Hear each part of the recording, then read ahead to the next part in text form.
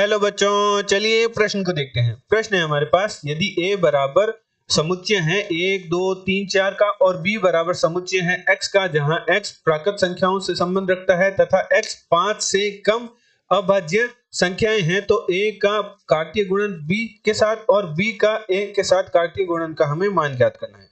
चलिए सर्वप्रथम हम प्रश्न के लिए मुख्य अवधारणा लिखते हैं। मुख्य अवधारणा, तो हमारे प्रश्न के लिए मुख्य अवधारणा हो जाएगी समुच्चयों का कार्तीय गुणन, जिसका दूसरा नाम होता है कार्तीय युग्म। समुच्चयों का कार्तीय युग्म।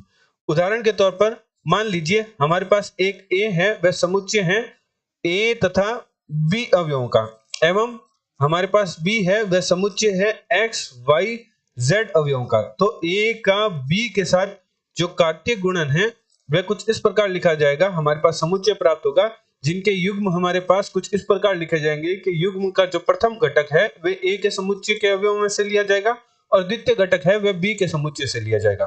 तो हमारे पास युग्म कुछ इस प्रकार प्राप्त होंगे a, x, a, y, a, z।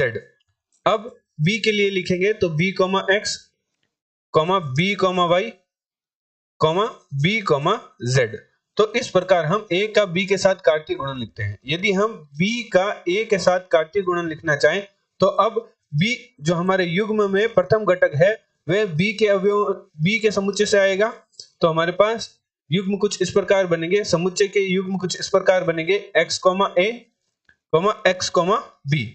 अब हम y के लिए लिखेंगे तो y, a, y, b, z, a, z, b।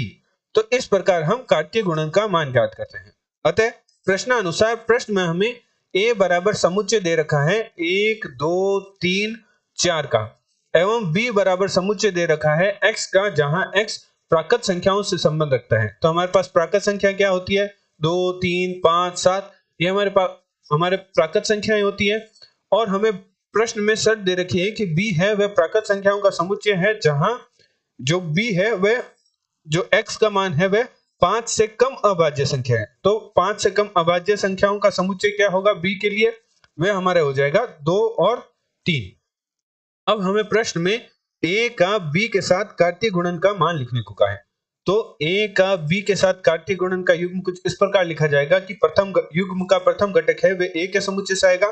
तो हमारे पास युग्म प्राप्त होंगे 1, 2, 1, 3। अब 2 के लिए लिखेंगे तो 2, 2, 2, 3। प्रथम घटक तो a के समुच्चय से आएगा और द्वितीय घटक है वह b के समुच्चय से आएगा। तो हमारे पास a का b के साथ कार्तीय गुणन का समुच्चय प्राप्त होगा 1, 2, 1, 3, 2, 2, 2, 3, 3, 1, 3, 3, 4, 2 और 4, 3। एवं प्रश्न में हमें b का a के साथ कार्तीय गुणन का मान भी ज्ञात करने को कहा था। तो अब इस स्थिति में जो युग्म का प्रथम घटक है वह b के समुच्चय से आएगा। तो b का समुच्चय हमारे पास था 2 और 3, जो b के समुच्चय के अवयव थे 2 और 3, और a के समुच्चय के अवयव थे 1, 2, 3, 4। तो हमारे पास b का a के साथ कार्तीय गुणन है, उसका मान आएगा समुच्चय जिनके युग्म प्राप्त होंगे 2, 1, 2, 2, 2, 3 और 2, 4। अब हम 3 के लिए लिखेंगे तो हमारे पास आएगा 3, 1, 3, 2, 3, 3, 3, 4। तो हमने मुख्य अवधारणा की सहायता से a का b के साथ कार्तीय गुणन और b का a के साथ कार्तीय गुणन का मान ज्ञात कर लिया। आशा करते हैं आपको प्रश्न का समझ आया होगा। धन्यवाद।